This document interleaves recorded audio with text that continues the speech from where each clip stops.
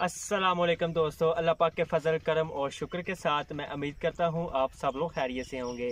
तो दोस्तों आज मैं काफ़ी दिनों के बाद आया था। मुझे बहुत ज़्यादा खुशी हुई कि मैं दोबारा आपके सामने आया। थोड़े इशू वगैरह थे जिसकी वजह से मैं नहीं आ सका और वो इशू वगैरह अब क्लियर हो चुके हैं।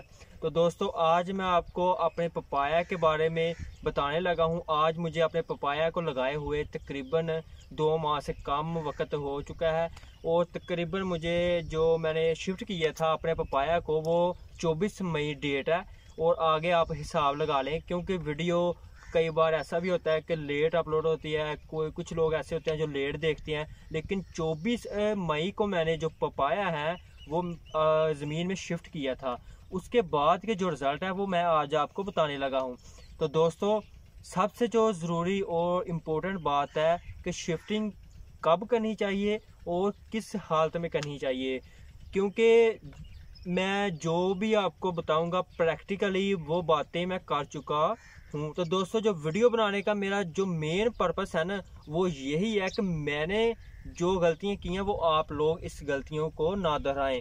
तो दोस्तों माशाल्लाह माशाल्लाह अल्हम्दुलिल्लाह मेरे पपाया को जो फल लगा है वो इतने कम साइज़ के पौधों को लग चुका है कि मैं आज आपको वो बताऊंगा और साथ ही आपको बताऊंगा कि ये सब कुछ कैसे हुआ और मैंने किस के मशावरत के ऊपर इन सब को शिफ्ट किया था, कब किया, क्यों किया। और सबसे जो मेन बात है कि जो मैंने जब शिफ्ट किया था ना मुझे तकरीबन 2 माह लेट हो चुकी थी शिफ्टिंग के लिए। जो मैंने पौधे तैयार किए हुए थे उसकी जो मेन रीज़न थी वो ये थी कि जिस ज़मीन में मैंने पपाया लगाना था ना उस ज़मीन में गंदम लगी हुई थी जिसकी वजह से मुझे लेट होगी। लेकिन उसके बावजूद भी मेरे सबसे छोटे पौधे को भी जो साइज़ में तकरीबन 6 इंच है उसको भी फल लग चुका है। तो ये सब आप देखेंगे आज अपनी आंखों से और वाकई आप मानेंगे कि इसमें जो मेहनत हुई है वो कैसे हुई है, कैसे मैंने इन सब को मैनेजमेंट के तौर पर संभाला और कैसे ये वीडियो मैं आपके सामने लेकर आया। इन सब को मैं बताऊंगा एक छोटे से क्लिप के बाद। पहले आप पौधों को देख लें, उसके बाद मैं आपको बाकी बातें बताऊंगा। तो हमारे साथ रहिएगा, चैनल को लाइक करें, सब्सक्राइब करें और बेल के बटन को दबाना मत भूलिएगा। अच्छा दोस्तों ये मैं पौधे के पास आ चुका हूँ। मैं अब आपको बताऊंगा पौधे का फल।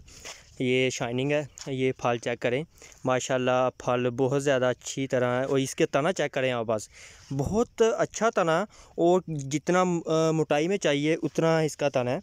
इसके अलावा इसका फल चेक करें, काफ़ी ज़्यादा मज़बूत और इसकी जो चौड़ाई है, इसकी मोटाई है वो आप चेक करें और कितना सेहतमंद है ये भी आप साथ चेक कर लें। और काफ़ी ज़्यादा फल इसके अंदर इसके ऊपर है जो वो लग चुका है। छोटा सा पौधा है, बिल्कुल छोटा सा। और ये आप इसकी सफाई चेक कर लें, ये मैंने इसकी सफाई करवाई है और ये मुकम्मल बाग का व्यू है, ये भी आप चेक कर लें। तो दोस्तों आपने क्लिप देख लिया है, क्लिप में आपने देखा कि सबसे छोटे पौधे को भी फल कितना अच्छा। और आप जो मेन बात होती है ना पपाया की वो तना होता है। तना आपने देखा कितना मजबूत तना था, उसके अलावा उसकी शाइनिंग पौधे की और हरा भरा। और इसके अलावा जो आपने बेड देखा, बेड किस तरह बनाते हैं, बेड बनाने का क्या तरीका है। कुछ लोग ऐसे थे जिन्होंने बहुत ज़्यादा नुकसान उठाया पपाया में। उसकी जो मेन रीज़न थी वो ये थी कि जो पपाया था ना, पपाया के ऊपर हम मिट्टी चढ़ा देते थे उसके तने के ऊपर, जिसकी वजह से वो गलता था, तने की वजह से पपाया को नुकसान होता था। तो दोस्तों मेरे पीछे ये देख सकते हैं, ये पपाया की फसल है और बहुत ही अच्छे से जा रहा है ये अल्लाह पाक के करम से। और अल्लाह पाक के बहुत ज़्यादा शुक्रगुज़ार हूँ मैं कि जिसकी वजह से ये पपाया आज खड़ा है। क्योंकि जब मैंने लगाया था तो मेरा तकरीबन 3000 पौधा ज़ाया हो चुका था जब मैंने 10 दिन के बाद देखा था। लेकिन अब जितने भी मेरे पास पौधे हैं उनमें से एक भी पौधा नुकसान नहीं हुआ। और नुकसान क्या, मैं आपको ये बात बताता चलूँ कि कोई एक ऐसा पौधा नहीं जो छोटा हो उसने फल ना उठाया हो। यानी जो मेरा सबसे बड़ा पौधा है ना उसका जो साइज़ है वो है तकरीबन 2 फीट।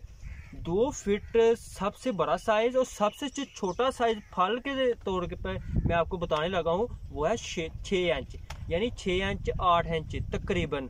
तो दोस्तों आपने ये वीडियो देखी। मैंने इस वीडियो में आपको बताया बेड के बारे में, फल के बारे में, शिफ्टिंग के बारे में। इंशाल्लाह ताला आपको नेक्स्ट वीडियो में मैं आपको बताऊंगा कुछ और मालूमात जो आप लोगों के काम आएंगी, जो आप लोग इस वीडियो को देख के दोबारा गलती नहीं करेंगे। इंशाल्लाह ताला दोबारा मिलेंगे। दुआओं में याद रखिएगा। अल्लाह।